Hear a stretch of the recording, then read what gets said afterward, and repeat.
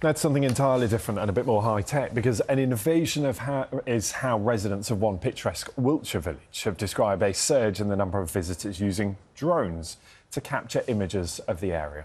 Yes, since featuring in the Steven Spielberg film War Horse, Castle Combe has become increasingly popular with tourists, understandably, but not everyone welcomes the attention, as Dan O'Brien reports.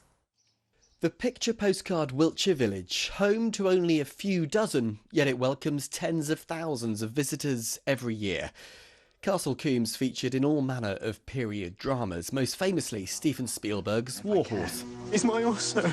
But the appeal is nothing new. Being surrounded by tourists has been a fact of life for generations. They are so thrilled and so charmed when they come to Castle Combe because of its absolute, complete unspoiledness. Now, in the age of social media, Castle Combe is even more popular today. But there's one trend in modern tourism that locals here have had more than enough of: drone photography. Well, somebody was sitting in his bath, looked out the window and there's a drone filming him. But people are actually looking very closely. I've sat in my garden and there's a drone flying 10 feet above my head. That just isn't good news for anybody. It's not technically illegal to fly drones here, but it's hard to see how you could follow the aviation rules inside the village itself.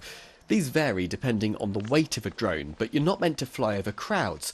You're meant to keep a safe distance from people and buildings, and you're always meant to keep the drone in your own line of sight. Villagers here have a plea with a busy summer on the way. It's great to have the tourism because obviously it contributes to the local pubs and restaurants, etc. here. However, when you introduce drone flyers into that area, I am a drone flyer myself, it can be difficult. We feel that our only limited space is our private back gardens, so when a drone encroaches in that area, it feels like an invasion on our privacy. There has been occasions within the village where some have not taken too well to those requests, and that has resulted in verbal abuse for no real reason. Police can seize drones if users break the rules, but people living here are just asking for drone tourists to think twice about their impact. Dan O'Brien, BBC News. Well, we're joined now by drone photographer Andy Mallins. Good morning, Andy. Morning. Thanks for joining us. So, a lot of resentment there, perhaps understandably, by villagers. Yeah. I mean, do you sympathise with that, the fact that some people do feel that it can be quite invasive? Yeah, absolutely. I mean, the last thing you want is for a drone to be flying right over your property and taking pictures, possibly of children or anything like that. So I do definitely sympathise where the residents are coming from there, yeah. There are really strict rules, though, around where you can fly drones and what they can be used for. I mean, we know that with any filming that we do here at the BBC, but is the problem here that these are just people that have got a drone maybe as a present or a gift and they're not really aware of what the rules are? Correct, yeah. So you can buy a drone and be completely unaware of the rules. Right. There isn't anything there to necessarily tell you that when you make the purchase.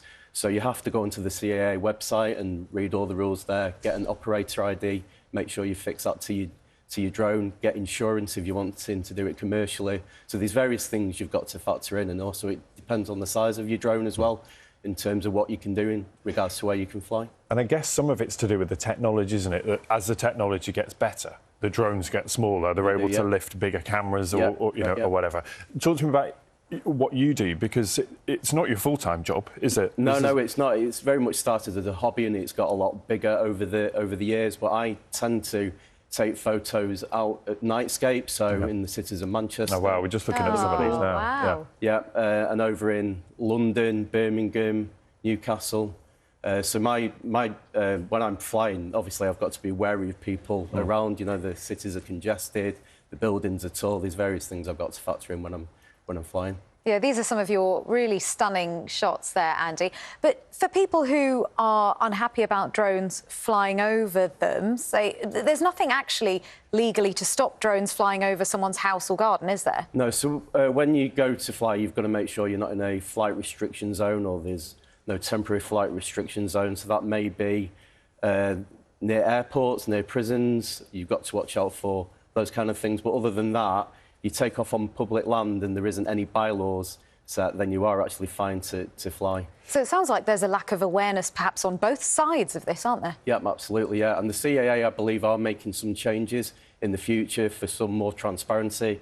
We're going to ensure that drone operators get a flyer ID, which is like an online test, which is 40 questions, and it'll go through basics to make sure people understand some of the rules. So, yeah, hopefully that will make it better.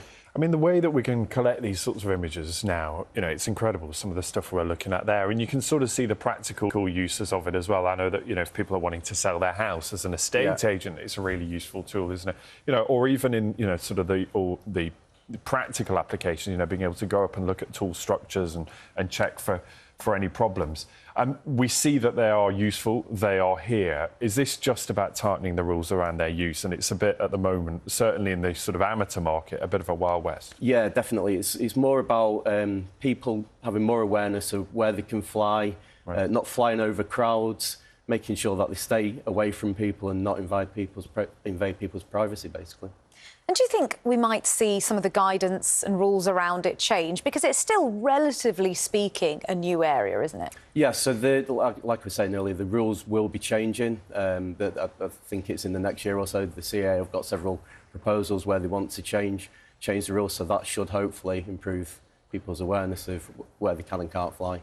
Yeah, are you, and you said, you know, this for you is a hobby that you're able to turn into a little bit of a business as well. What are you seeing from customers? I mean, their demand for this sort of image or these sort of images is growing. So, you know, the market is going to get busy. Yeah, absolutely, especially construction, you know, new buildings going up. The developers are wanting before and after kind of shots. There's just so much opportunity in this area. It's just something that isn't going to go away.